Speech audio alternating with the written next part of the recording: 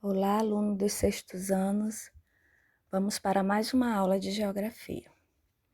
O tema de hoje são os recursos hídricos. Vamos dar início falando sobre recursos hídricos e clima. Os recursos hídricos correspondem às águas superficiais e também às águas subterrâneas disponíveis em uma região ou bacia hidrográfica, que podem ser obtidas para uso nas atividades humanas. De acordo com a ONU, Organização das Nações Unidas, essas águas correspondem a menos de 1% do total das águas do nosso planeta.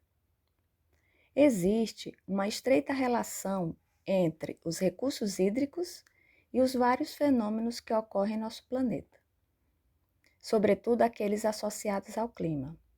Então, são eles: a precipitação, que pode acontecer na forma de chuva, granizo e neve, e a temperatura, que está relacionada com a radiação solar e a irradiação de calor pela Terra, assim como os ventos e a cobertura vegetal.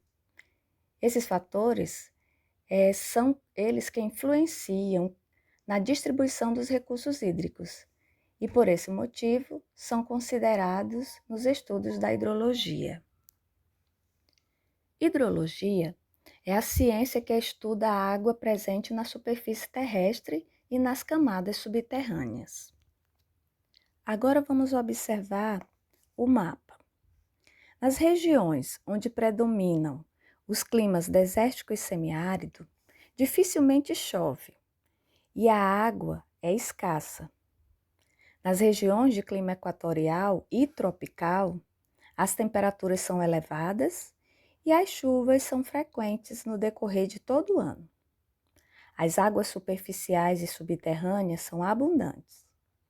Já nas regiões frias e polares, a população usa a água do degelo da neve e das geleiras nas atividades cotidianas. Nesse outro mapa, nós temos a disponibilidade de recursos hídricos por habitante em cada país. Então, nós temos aí, de acordo com a legenda, as áreas do mapa que estão em vermelho, que nós podemos encontrar no sudoeste da África, no norte da África, e no sudoeste da Ásia, tem menos de 500 metros cúbicos de água. Então, aí, de acordo com a legenda, é colocado até como penúria absoluta, ou seja, a escassez de água é grande. As áreas laranjas, que a gente vê também no sudoeste da Ásia e distribuída em vários pontos do continente africano, é de 500 a 1.000 metros cúbicos de água, também penúria de água. Já as áreas amarelas, que nós encontramos em algumas regiões da Europa, encontramos no sudoeste da Ásia e encontramos ao longo do continente africano, é de 1.001 a 1.700 metros cúbicos de água. Então, já sai da situação de penúria e entra na situação de estresse de água. As áreas verde-água, que a gente encontra em maior quantidade na Ásia, vai de 1.701 a 3.000 metros cúbicos de água por habitante. Então, já é uma área de vulnerabilidade. Verde claro vai de 3.001 a 15.000 metros cúbicos de água por habitante. Então, é uma área de suficiência. Essas a gente encontra, distribuído ao longo do planeta, mas é mais evidente no continente americano, na Europa e na região oeste da Ásia. Na cor verde escuro, mais de 15.000 metros cúbicos de água por habitante. Então, já são regiões de água em abundância. Aí nós vemos, no norte da Ásia, na Oceania, predominantemente na América do Sul e ao extremo norte da América do Norte, na área de geleiras, da América do Norte. A água subterrânea.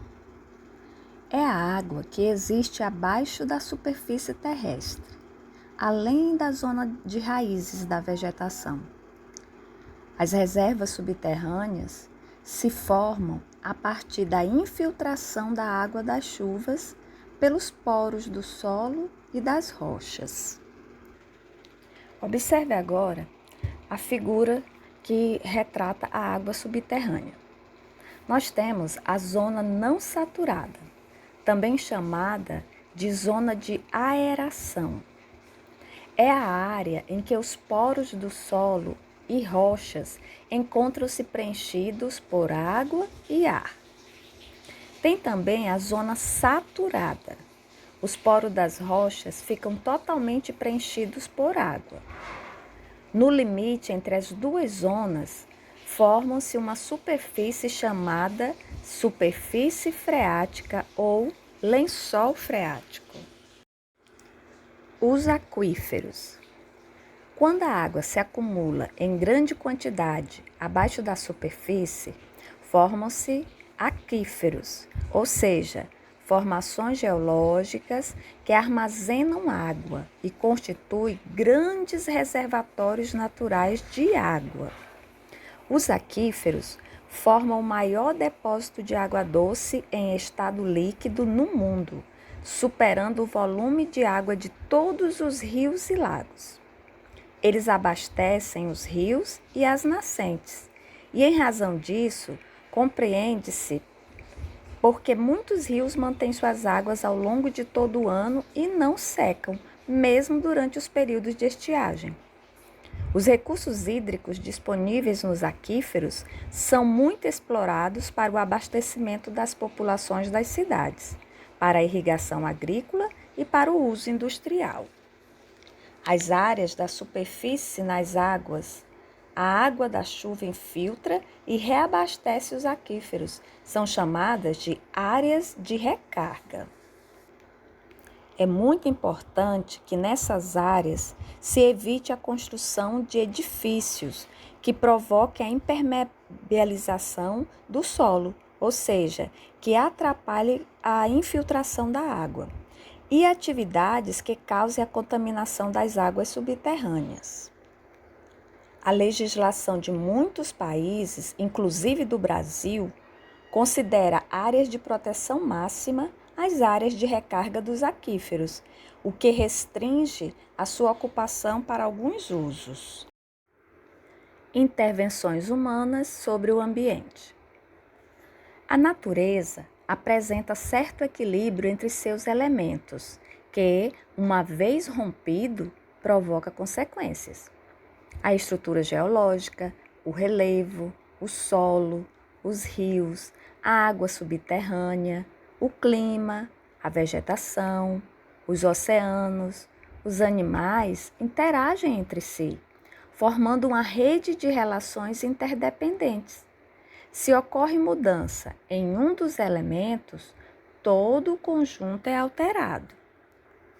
Por exemplo, os vegetais retiram água do solo e, por meio de suas folhas, realizam a transpiração, transferindo água para a atmosfera. Da mesma forma, o vento e o calor provocam a evaporação da água presente na superfície terrestre. O vapor de água é colocado em suspensão na atmosfera, dando origem às nuvens que formam a chuva. Ocorrendo o desmatamento, o processo de evapotranspiração será interrompido e, como consequência, as chuvas serão reduzidas e o clima alterado. O desmatamento é capaz de alterar ainda o solo, a recarga dos aquíferos, o abastecimento dos rios, a dinâmica do relevo e a vida dos animais, pois a modificação do habitat, que é o local onde vivem adaptados, pode provocar migrações e até mesmo a extinção de algumas espécies. Para evitar consequências prejudiciais das ações humanas, é necessário esclarecer a população por meio de programas educativos, pois muitas vezes o ser humano age de modo inadequado sobre o meio geográfico porque desconhece os resultados ambientais de suas ações.